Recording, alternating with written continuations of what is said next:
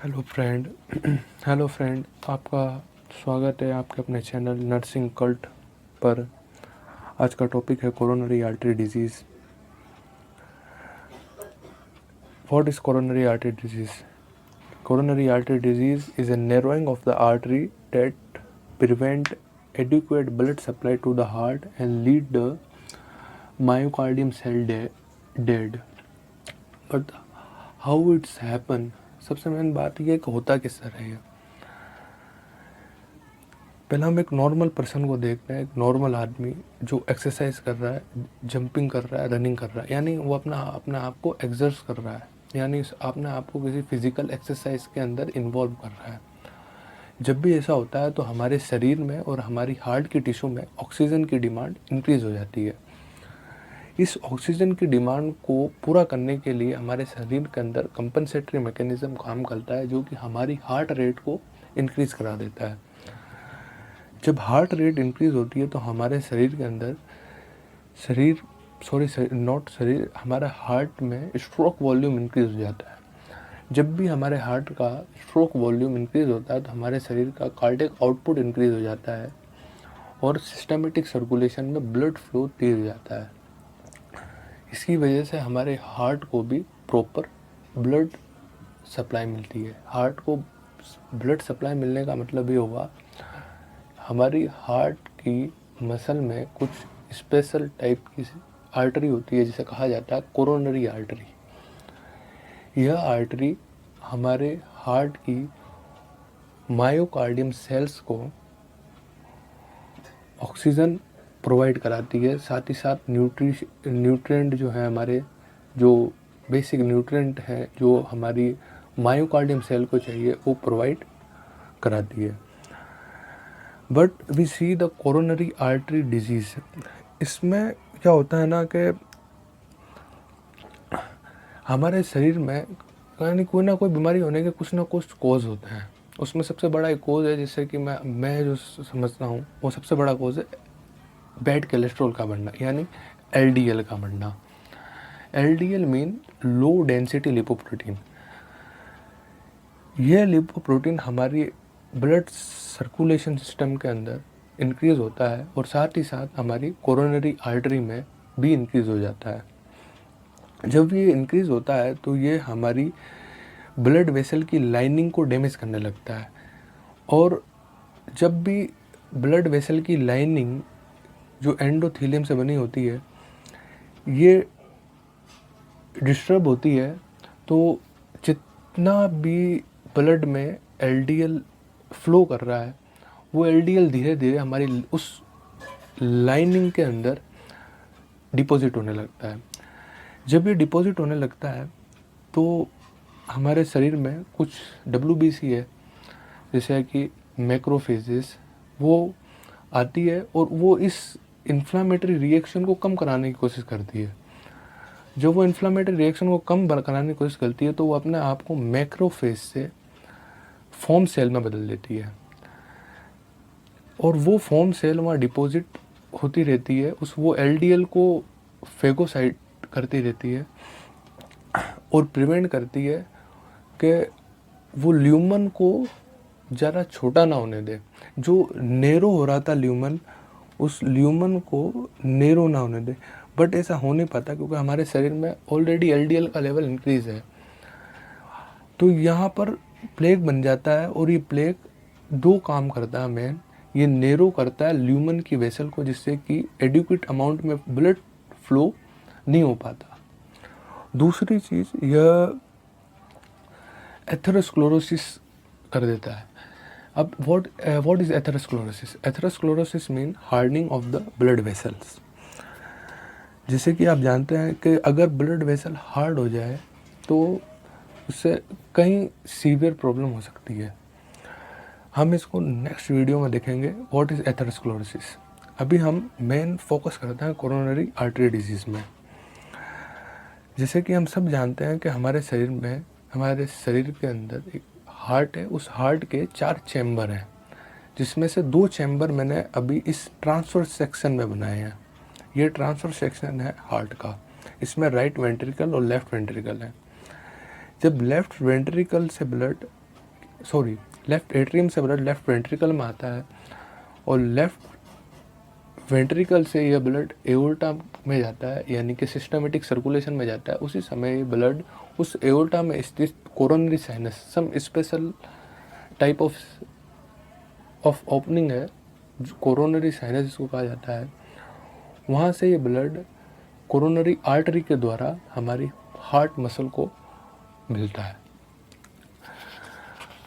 As we all no, हम main अभी हमारा फोकस है कोरोनरी आर्टरी डिजीज़ में। अब इसके अंदर दो तरीके की चीज़ें होती है। एक होता है स्टेबल एंजाइना यानी पेन। अगर किसी पर्सन को कोरोनरी आर्टरी डिजीज़ है तो उसके अंदर दो पोर्शन आपको नज़र आएंगे, एक होगा स्टेबल एंजाइना, एक होगा दूसरा होगा अनस्टेबल एंजाइना। स्टेबल एंजाइना के अंदर आपको साइन ऑफ सिम्टम अपीयर्स नहीं होते हैं, साइन ऑफ सिम्टम अपीयर नहीं होते हैं। लेकिन होता क्या है कि जब भी वो व्यक्ति जिसको साइन ऑफ सिम्टम अपीयर नहीं हुए हैं वो कोई हायर एक्टिविटी करता है, यानी अपना आप को किसी फिजिकल एक्टिविटी में डालता है, तो हार्ट रेट तेज होती है। जैसे कि हमने प्रीवियस स्लाइड में देखा, ऑक्सीजन की डिमांड इंक्रीज हो जाती है। लेकिन इस बढ़ती हुई ऑक्सीजन की डिमांड में जो कि हमारी सेल के अंदर, क्योंकि हमारी हार्ट की मसल को भी, जो मायोकार्डियल सेल है, स्पेशलाइज्ड सेल जो है, उसको भी ऑक्सीजन की डिमांड बढ़ेगी, क्योंकि वो खुद को एक्सर्ट कर रहा है, क्योंकि उसको सिस्टमेटिक सर्कुलेशन के अंदर जो फ्लो है वो मेंटेन करना है। और साथ ही में खुद को भी, जो 5% ब्लड जो होता है, जो हार्ट खुद अपने लिए लेता है, किसके द्वारा? कोरोनरी आर्टरी के द्वारा। But in this condition, in this disease condition, lumen will be narrow due to the LDL deposition, bad cholesterol deposition. That's why oxygen cannot come into the tissue area and cannot fulfill the oxygen demand of this special type of cells. And we see when someone have a stable angina and he do some higher activity, he feel the chest pain, and this chest pain also known as angina pectoris, pain in the chest. But ये resolve हो सकता है क्योंकि हमारी artery का जो narrowing हुई है वो पार्शियली हुई है, कंप्लीट आर्टरी ब्लॉकेज नहीं है अभी।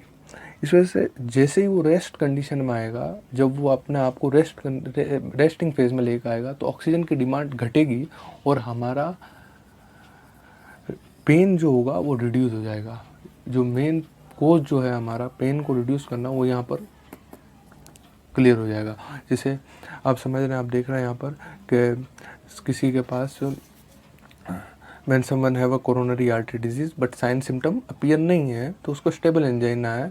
अब स्टेबल एंजाइना किस तरीके से हो रहा है? क्योंकि वो कोई हायर एक्टिविटी कर रहा है, रनिंग, जंपिंग, प्लेइंग, ये हार्ट रेट को बढ़ा रही है, ऑक्सीजन डिमांड को बढ़ा रही है, और हमारी आर्टरी में ऑलरेडी ल्यूमन नैरो है, तो उसको पेन होगा। लेकिन जब वो इन सब चीज़ों को, जब अपना आप को एक्सरसन जो कर रहा है, वह जो एक्सरसाइज कर रहा है वो करना बंद कर देगा, तो ऑक्सीजन की डिमांड हमारे शरीर में, एक्सरसाइज को करना बंद कर देगा तो ऑक्सीजन की डिमांड हमारे शरीर में कम हो जाएगी, और ये ऑक्सीजन की डिमांड जब कम होगी तो हमारा पेन कम हो जाएगा। अब हम देखते हैं इसका तीसरा पोर्शन क्या है। हमारे पास एक स्पेशल टाइप की डिजीज़ जैसे कि कहा जाता है एक्यूट कोरोनरी डिजीज़। इसमें आती है हमारे पास, जैसे कि हमने प्रीवियस वन देखा, stable angina, second will be unstable angina. अब what is the unstable angina? As we all know plaque deposition in the artery, we know stable angina. जब ये स्टेबल एंजाइना के अंदर जो प्लेक है ये रप्चर हो जाता है। रप्चर प्लेक क्या करता है, ये हो क्यों रहा है, इसकी भी वजह है कि या तो आपको हाइपर टेंशन है, या आप बहुत ज़्यादा स्ट्रेस ले रहे हैं, या अगर आप स्मोकिंग कर रहे हैं, तो ये रप्चर हो जाता है और वहाँ पर क्लोट बनाने लग जाता है।